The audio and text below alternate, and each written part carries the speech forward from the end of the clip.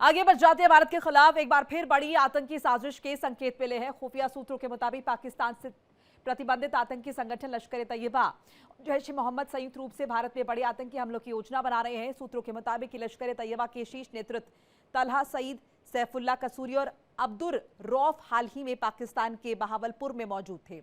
तलहा सईद और सैफुल्लाह कसूरी ने जैश ए मोहम्मद के सरगना मसूद अजहर से गुप्त मुलाकात की। यही नहीं, दोनों ने आतंकियों ने पहलगाम हमले से पहले भी मसूद अजहर से इसी तरह की गुप्त बैठक की थी। खुफिया एजेंसियों ने यह भी खुलासा किया है कि जैश ए मोहम्मद अब महिला आतंकियों को भी सक्रिय भूमिका में उतारने की तैयारी में। जमात उल मोमिनात नामक महिला आतंकी विंग की ऑपरेशनल टास्क दिए जा रहे हैं और इन्हें पुरुष जैश आतंकियों के साथ भारत में घुसपैठ के लिए तैयार किया जा रहा है। सुरक्षा एजेंसियां इस पूरे घटनाक्रम को बेहद गंभीर मान रही हैं। जम्मू कश्मीर समेत सीमावर्ती इलाकों में अलर्ट बढ़ा दिया गया है और आतंकी नेटवर्क, लॉन्च पैड्स और स्लीपर सेल्स पर कड़ी नजर रखी जा रही है। ज्यादा इंफॉर्मेशन के लिए विकास अबरोल मेरे साथ जुड़ चुके हैं। विकास, कितनी बड़ी जानकारी के तौर पर इसे देखें और कितने बड़े खतरे के तौर पर भी?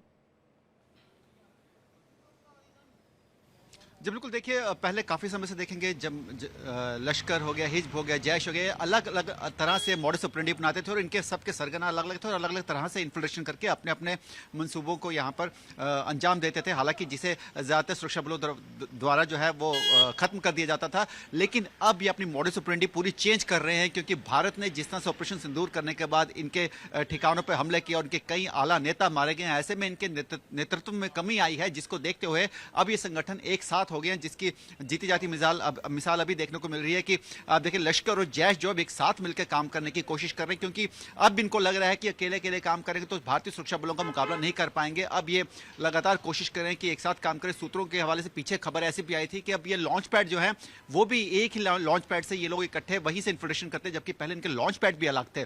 तो कहीं ना कहीं अब पूरा एक सिस्टम चेंज करने की कोशिश कर रहे हैं ताकि भारत में इन्फिल्ट्रेशन को बढ़ाया जा सके, अपनी रणनीति को ये और ज्यादा तेज कर सके।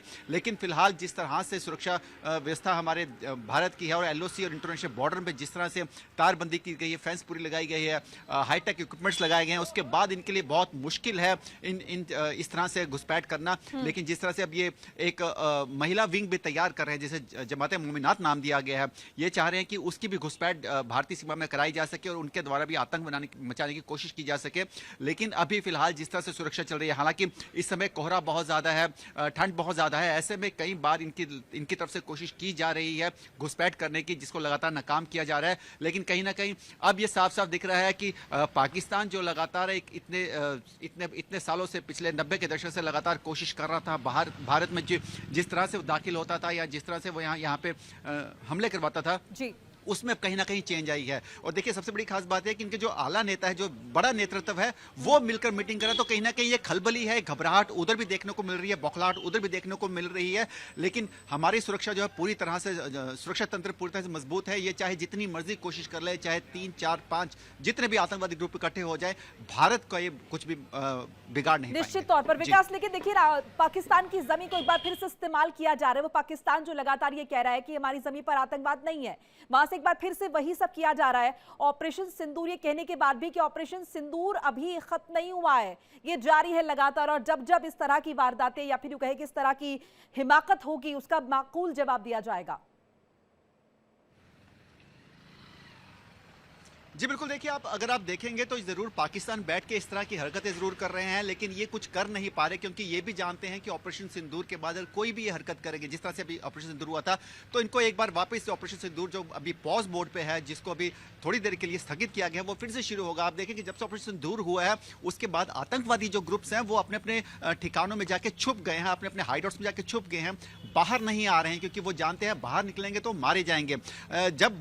जब ये ऑपरेशन सिंदूर हुआ था, तो जिन 9 ठिकानों पर, जो मेन ठिकाने जहां पर भारत ने मिसाइल्स गिराई थी, जहां पर ड्रोन्स गिराए थे, वहां से इन आतंकवादियों के जो आला इनके जो नेता थे वो सब के सब मारे गए। ऐसे में अब जो आतंकवादी यहाँ पर जम्मू कश्मीर में है, उन सबको कोई नेतृत्व करने वाला नहीं है, उनको कोई उनको कोई बताने वाला नहीं कहाँ जाना है, उनको कोई पीछे से निर्देश नहीं आ पा रहे हैं। इसी कारण अब ये जो पाकिस्तान में बैठे हुए लश्कर और जैश है, ये इकट्ठे होकर उस पूरे उन आतंकवादियों को एक बार फिर से इकट्ठे करने की कोशिश कर रहे हैं, ताकि उनको निर्देश दिए जा सके और उनको बताया जा सके उनको आगे क्या करना है। क्योंकि अभी आप देखेंगे तो ये सब अलग अलग इलाकों में 2-2, 3-3 के ग्रुप में बढ़ के छुप चुके हैं और अभी फिलहाल ये इंतजार कर रहे हैं कि पाकिस्तान से कोई निर्देश है। तो इसी के चलते मॉडस ऑपरेंडी जो है वो पाकिस्तान में बैठे आतंकवादियों ने चेंज की है, जो साफ साफ देखने को मिल रही है। लेकिन हमारा सुरक्षा तंत्र जो है पूरी तरह से मजबूत है और जो सूत्रों के हवाले से खबर आ रही है, हाईटेक वेपन जो है और ज्यादा इक्विप किए जा रहे हैं, क्योंकि अब देखिए पिछले बजट से ज्यादा इस बार डिफेंस बजट बढ़ा दिया गया है। समझ सकते हैं, जैसे कि आपने खुद भी जिक्र किया कि अब अकेले अकेले उन्हें पता है कि वो हमला नहीं कर पाएंगे, एक साथ मिल रहे हैं,